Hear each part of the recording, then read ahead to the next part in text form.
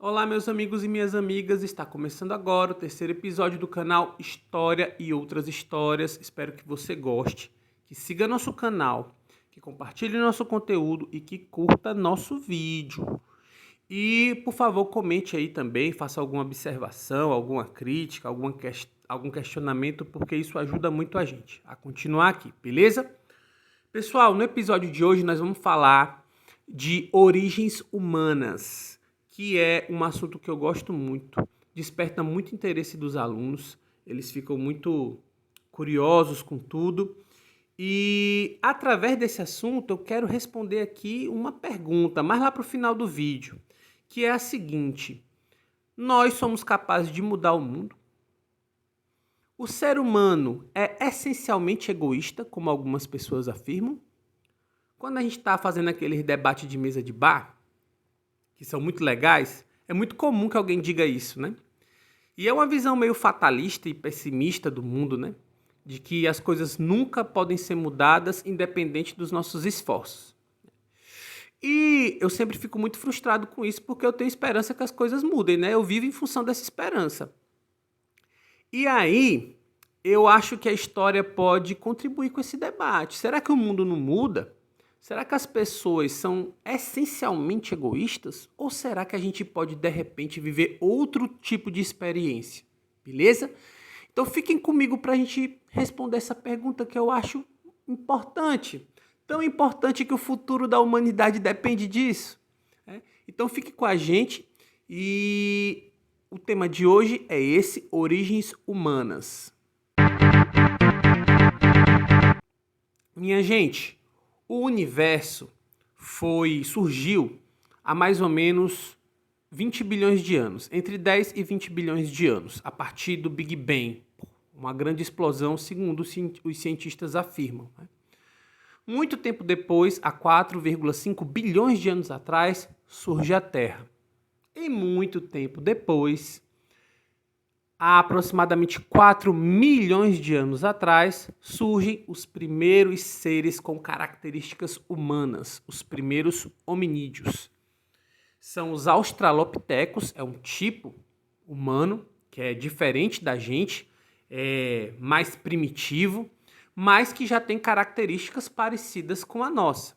Por exemplo, ele já tem um cérebro mais volumoso, mais complexo, ele tem uma dentição mais parecida com o que a gente tem hoje, ele já é um bípede, ou seja, anda sobre 2 pés ao invés de andar sobre 4 patas, e é ereto. Então são características que vão formar os primeiros seres humanos. Minha gente, nós surgimos na África. São de lá os fósseis humanos mais antigos, principalmente ali na região da Etiópia. E a gente viveu lá a maior parte da nossa existência. Só mais ou menos há 100 mil anos atrás é que a gente começa um processo migratório onde a gente vai ocupar outros continentes. Foi no período da última glaciação, onde o clima fica muito desfavorável, muito frio, e a gente começa, por sobrevivência, a migrar para outras regiões. E aí a gente vai ocupar outros continentes. Minha gente, desses 4 milhões de anos atrás, até 100 mil anos atrás, nós vivemos o tempo todo na África. E esses seres humanos, durante todo esse período, eram pretos. Os seres humanos só foram mudando o tom de pele, a coloração da pele a partir da ocupação de outras regiões. O que eu quero dizer com isso? O que eu quero dizer com isso que, para a vergonha dos racistas, nós surgimos todos de grupos humanos africanos. São os nossos primeiros descendentes biologicamente falando. Então, toda a raça humana descende desses primeiros ancestrais africanos que eram pretos, certo? Pessoal, depois eu vou colocar o nome dele aqui, um estudioso da genética desses povos primitivos, que ele diz o seguinte: às vezes tem mais semelhança genética entre um branco e um preto do que entre 2 brancos. Isso bota abaixo qualquer suposta teoria de qualquer pseudociência que diz que existe uma diferença, por exemplo, entre brancos e pretos, que brancos são mais capazes ou que asiáticos são mais capazes Isso não existe, isso é invencionice, pseudociência e canalice. É o tipo de coisa que os racistas se utilizam para falar suas besteiras. Então, pessoal, até a gente ficar como a gente é agora, os seres humanos passaram por um processo de evolução da espécie, certo? E isso aí buga a cabeça dos alunos. Os alunos piram com isso, principalmente os mais religiosos, né? Porque eles vão fazer o grande questionamento, né? Professor, mas a gente não é a imagem e semelhança de Deus? A gente não foi criado por Deus lá em algum dia lá da criação e da costela do homem ele tirou a mulher? E é nessa parte que nós temos que ter muito cuidado para dialogar com os alunos e falar que essa é a perspectiva religiosa e nós, professores de história, temos que apresentar para eles a perspectiva científica, que diz que nós somos fruto de uma longa evolução. Então a gente começa pelos australopitecos, a gente passa pelo Homem erectus, o homem de Neandertal e até chegar ao Homo sapiens aqui, que é esse tipo humano que a gente conhece mais amadurecido. Pode ser que, inclusive, com o passar do tempo e a partir de um processo de evolução, a gente atinja uma outra fase do desenvolvimento humano. Minha gente, a forma de viver desses primeiros grupos humanos também é muito diferente da nossa, né? Eles viviam no que os historiadores chamam de comunismo primitivo. Eles viviam em comunidades, em que a gente pode chamar de clãs, de tribo, de pequenos grupos humanos que ficavam ali numa determinada localidade, caçavam, pescavam, colhiam frutos e vegetais para sobreviverem dessa forma. Veja bem que o fruto do trabalho deles, seja na coleta de alimentos, seja na organização ali da comunidade, era todo coletivo. Nesse período não havia propriedade privada, não existia a minha comida, a sua comida, o meu abrigo, o seu abrigo. Esses grupos viviam coletivamente e eles compartilhavam de tudo que eles produziam, de tudo que eles construíam de forma igualitária. Por isso que a gente chama que esse período é um período de comunismo primitivo, porque não havia propriedade privada de absolutamente nada. Tudo era compartilhado. Para vocês terem uma ideia, até a relação familiar era diferente. Não existiam núcleos familiares como existem agora aqui, cada família na sua casa, né? Cada grupo desse vivia como se fosse uma grande família. As pessoas se relacionavam com várias outras pessoas. Não existia a relação monogâmica, onde um casal vivia com o outro e eles tinham os seus filhos. Isso também não existia. Essa relação, a sexualidade desses grupos também era feita de forma mais coletiva. Alguns estudiosos, inclusive, dizem que, às vezes havia parceiros mais fixos, mas que isso era muito mais flexível do que hoje, né? Então, a gente não tinha, por exemplo, certeza de quem era o pai de uma determinada criança. A gente tinha certeza de quem era a mãe de uma determinada criança, mas não o pai. Então, até a ancestralidade desses grupos humanos era desenhada, compreendida a partir da mãe, não do pai. Hoje em dia, a mulher, não preciso nem dizer aqui, sofre pesadamente com o machismo, com a violência, com salários mais baixos, com toda sorte de dificuldade. Pois nas sociedades primitivas, para o choque de alguns, as mulheres eram tratadas com muito mais respeito e muito mais integradas à comunidade. Pessoal, esse período mais antigo, que a gente chamava antes de pré-história, e que na verdade é a história antes da escrita, a gente divide em duas grandes fases, que são as seguintes: a fase do Paleolítico, que é a fase onde os seres humanos eram nômades, viviam num tempo num lugar, depois migravam, em razão das questões de sobrevivência, principalmente alimentares. Então ficava um tempo num lugar, se alimentava, caçava, pescava, coletava. Quando o alimento não estava mais em abundância, ia para outro lugar por uma questão de necessidade mesmo. E nesse período também é o período da descoberta do fogo, que foi muito importante até para a preservação humana, porque através do fogo você podia ali assar os alimentos, eles ficavam um pouco mais moles e comestíveis.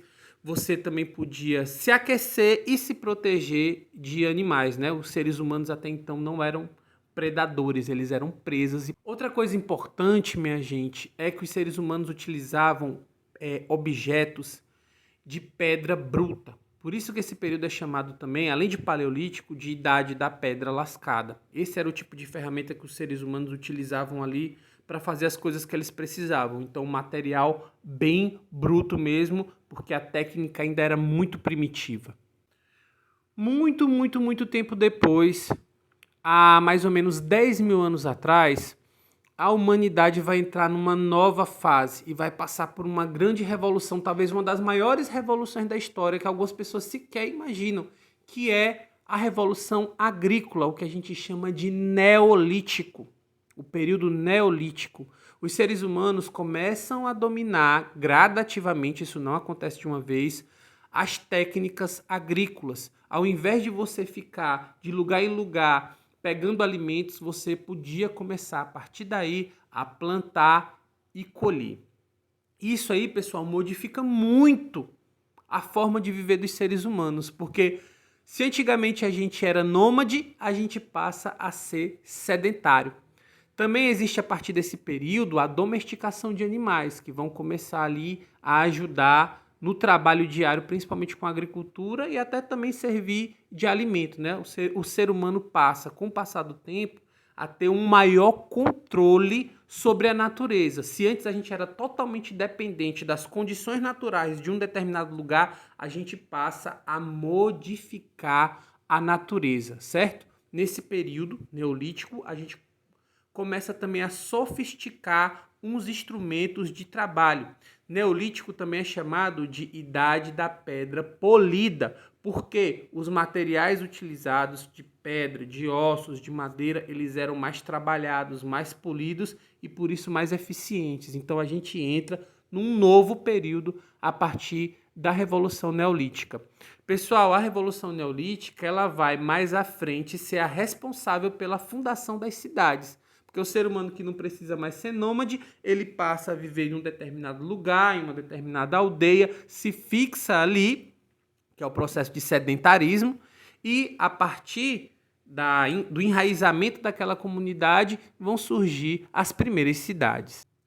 Minha gente, a Revolução Neolítica é o começo do fim do comunismo primitivo. A agricultura modifica, como eu falei antes, a forma de produzir dos seres humanos. Se antigamente você colhia, caçava, coletava o que você precisava para sobreviver, agora com a agricultura você tinha excedente. Esse excedente se tornava um patrimônio, uma propriedade privada. Então, as pessoas começaram a ter em suas terras diferentes produções, alguns tinham mais, outros tinham menos, até pela distribuição da terra, né? Algumas terras eram mais férteis, outras não. E essas pessoas que tinham mais começaram a se tornar mais poderosas, porque elas tinham ali um excedente. Elas tinham ali um produto que elas podiam, inclusive, trocar por outro, né? Tinha ali uma riqueza que era dela. E ela começou a não querer compartilhar e ter uma vida mais individual. Então, com esse excedente, a gente começa a ter pela primeira vez o surgimento das diferentes classes sociais. Isso até então não existia. A gente passou milhões e milhões de anos vivendo sem a existência de classes sociais, com grupos que compartilhavam ali uma vida igualitária. E a partir da agricultura vai esse desenvolvimento a técnica leva ao excedente e o excedente leva ao surgimento da propriedade privada. Nós não somos essencialmente egoístas, nós não somos essencialmente individualistas. A maior parte da nossa existência foi em sociedades altamente coletivizadas, igualitárias, onde se compartilhava tudo o que se produzia, onde as responsabilidades eram divididas. Então havia uma solidariedade, uma visão de grupo, uma responsabilidade comunitária muito diferente do que a gente tem hoje, certo? Então, isso responde a essa pergunta. Nós não somos essencialmente egoístas e o mundo não é agora como sempre foi e não necessariamente precisa continuar sendo o que ele é agora. E aí, minha gente, é a essa esperança que eu me apego. Eu sou um socialista, quem me conhece sabe, algumas pessoas não me conhecem, e eu sou um socialista e não tenho vergonha nem medo de falar isso aí não, sabe? Eu espero realmente que a gente abandone o capitalismo como sistema político, social, produtivo e a gente avance para uma sociedade mais igualitária, onde se acabe as diferenças entre as classes, onde se acabe a propriedade privada e a gente beneficie o trabalho coletivo com a riqueza coletiva. Lembre-se, socialismo não é a socialização da pobreza, mas a socialização da riqueza para que todos nós tenhamos liberdade, tenhamos emancipação e que a gente possa viver melhor do que a gente vive hoje. Pessoal, espero que vocês tenham gostado desse conteúdo. Espero que tenha ajudado na reflexão desses questionamentos que foram feitos no começo do vídeo, que eu acho muito importantes.